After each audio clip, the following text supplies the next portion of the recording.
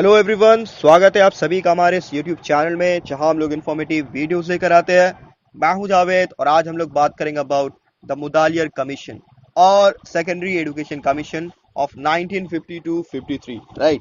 सो मैं बता दूं, पोस्ट इंडिपेंडेंस एरा में कहीं ना कहीं हिंदुस्तान बहुत सारी स्कार्सिटी और नेशनल डिजास्टर का सामना कर रहा था। सबसे बड़ी जो चैलेंज उभर कर सामने आई थी कि यहाँ पर मुल्क में ज्यादातर लोग इलिटरेट थे, तो उनको लिटरेट करना और उनको एजुकेशन देना, सेल्फ एक्चुअलाइजेशन को रियलाइज करवाना, ये एक बहुत बड़ी चुनौती हो गई थी। यहाँ पर पोस्ट इंडिपेंडेंस में पहले राधा कृष्ण कमीशन जिन्होंने अपनी रिपोर्ट को सबमिट किया था 1949 में 48। उसके बाद दूसरा जो कमीशन उभर कर आता है उसे कहते हैं हम लोग सेकेंडरी एजुकेशन कमीशन। तो उसको सेटअप किया गया by resolution dated 23 September 1952 under the chairmanship of doctor A Lakshmana Swami Mudaliar, जो के वाइस चांसलर थे of Madras university, right. So चूंकि इनके जरिया इस कमीशन की रिपोर्ट को सबमिट किया गया था, that is why this commission is known as Mudaliar commission. This commission was inaugurated on 6 October 1952 and actually इन्होंने जून 1953 को अपनी रिपोर्ट को सबमिट कर दिया था, राइट। सो मुदालियर कमीशन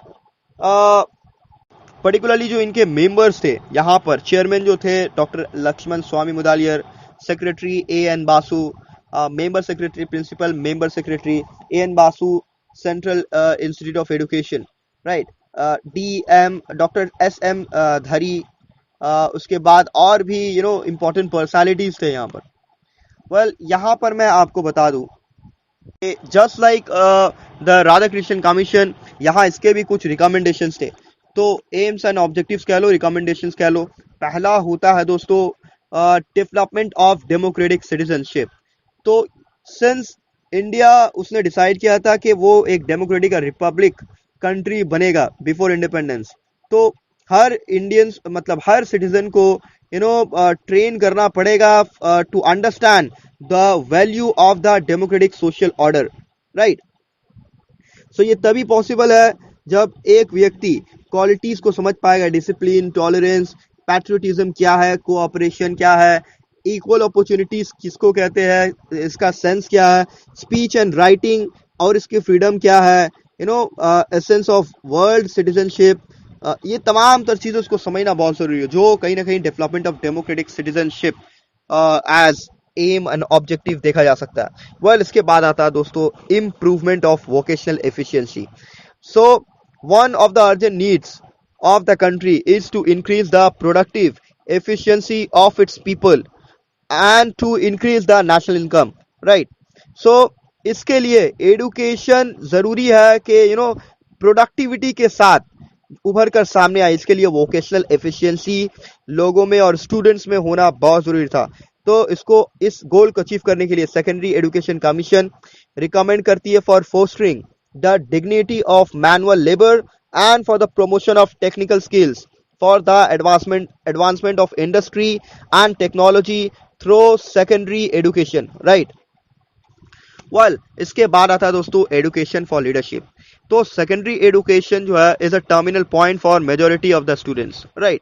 तो यहाँ पर फोकस किया जा रहा है कि special function of the secondary school in the context is to train persons who will be able to assume the responsibility of leadership, right। ताकि कहा जाता है ना कि देश का भविष्य स्टूडेंट्स के ही हाथ में है, बच्चों के ही हाथ में है, जो आने वाले देश का जो भविष्य है वो डिसाइड करेंगे, राइट। सो इसके बाद आता है दोस्तों डेवलपमेंट ऑफ पर्सनालिटी। ये बहुत ही इंपॉर्टेंट पर्सपेक्टिव था as recommendation of this commission. Secondary education commission ये एम करती है also for the development of the personality of the students, right। यहाँ पर इसके बाद new organisational pattern of secondary education के बारे में प्रपोज किया गया। पहला, सेकेंडरी एजुकेशन सिस्टम जो होगा वो 7 सालों का होगा, शुड बी ऑफ 7 years। दूसरा, it should be for children of 11 to 17 years, right. तीसरा होगा, it suggested to end intermediate college and merge class 11 with secondary schools and class 12 with BA, right। तो ये इंटरमीडिएट और BA वाला मामला कुछ और ही था पहले, आज ये जैसा नहीं था। Commission divided secondary education into 2 parts। degree course should be of 3 years, right? 1 year pre-university course for high school students to enter in university, right? ये भी बताया गया था। और स्टूडेंट्स जिन्होंने प्री यूनिवर्सिटी को पास कर लिया है वो अलाउ किए जाएंगे इंटर इनटू प्रोफेशनल कोर्सेज। इसके अलावा multipurpose school should B established to take care of various abilities of students.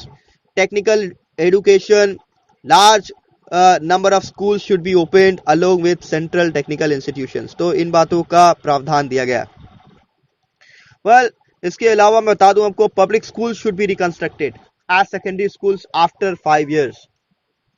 तो करिकुलम भी थी दोस्तों just like the Radha Krishna commission. Subjects के बारे में इसमें क्लासिफाई किया गया कि किस तरीके से सब्जेक्ट्स को फॉलो करना है। वेल डिवीजन ऑफ मार्क्स के बारे में बता दूं आपको 200 marks for each elective subject होगा। Total 600 for 3 subjects. 200 marks for additional subject. यहाँ पर कोई कंपल्शन नहीं होगा दैट फोर्थ सब्जेक्ट और additional subject had to be taken. 60 marks were deducted from additional subject. तो 200 marks for each language subject that is total for 400 for 2 languages. यहाँ 2 language भी होगा इस बारे में बताया गया। वेल 100 मार्क्स जो है for each social science, general science and mathematics, जो कि 3 सब्जेक्ट होंगे टोटल 300 मार्क्स के। तो ये था डिवीजन ऑफ मार्क्स। इसमें पर्टिकुलरली टीचर्स ट्रेनिंग के बारे में भी बात की गई, ये इंपॉर्टेंट पर्सपेक्टिव है। वेल यहाँ पर बताया गया कि दोज टीचर्स जिनको प्राइमरी लेवल पे पढ़ाना है उनको जस्ट पास करना होगा school exams and should receive training for 2 years, right. तो ग्रेजुएट टीचर्स जो कि पढ़ाना चाहते हैं मिडिल एंड सेकेंडरी स्कूल में उन्हें 1 साल का ट्रेनिंग पास करना होगा। और teachers at all level should take up short refresher courses at intervals and in order to be better teachers उनको एमएड डिग्री करना होगा। ये कुछ प्रावधान बताया गया था। Now next to this well इसके बाद यहाँ पर वैसे तो और बहुत सारे रिकमेंडेशंस है, तो सबको मैं in a short period of time cover नहीं कर सकता। तो यहाँ पर जो चीज़ें मैंने बताई आपको, एम्स एंड ऑब्जेक्टिव्स बताया, new organisation pattern of secondary education मैंने आपको बता दिया। इसके अलावा करिकुलम जो कि बहुत ज़्यादा वास्ट था, इसको अलग अलग करके एनालाइज करना होगा। डिवीजन ऑफ मार्क्स मैंने बताया। Apart from this examination reforms भी थे इसमें इस चीज़ को लेकर। कंडीशन ऑफ टीचर्स के बारे में बात की गई, टीचर्स ट्रेनिंग के बारे में बात की गई, मेथड्स ऑफ टीचिंग के बारे में बात की गई, एडुकेशन एंड कैरेक्टर बिल्डिंग के बारे में बात की गई, फिजिकल वेलफेयर ऑफ स्टूडेंट्स के बारे में भी बात की गई, एग्जामिनेशन एंड इवैल्यूएशन के बारे में भी प्रोविजंस बताए गए। एडमिनिस्ट्रेशन पर्टिकुलरली हर रिकमेंडेशन में, हर कमीशन के रिकमेंडेशन में आपको एडमिनिस्ट्रेशन मिलेगा ही मिलेगा।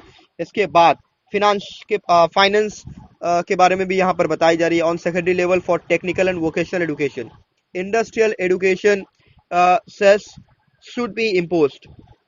Well, some part of the income from railway, telecommunication and post should be spent for developing the technical education. यानी वहां से कुछ परसेंट उठाकर रेलवे से, टेलीकम्युनिकेशन से निकालकर टेक्निकल एजुकेशन के में डालने के बारे में बात की गई थी।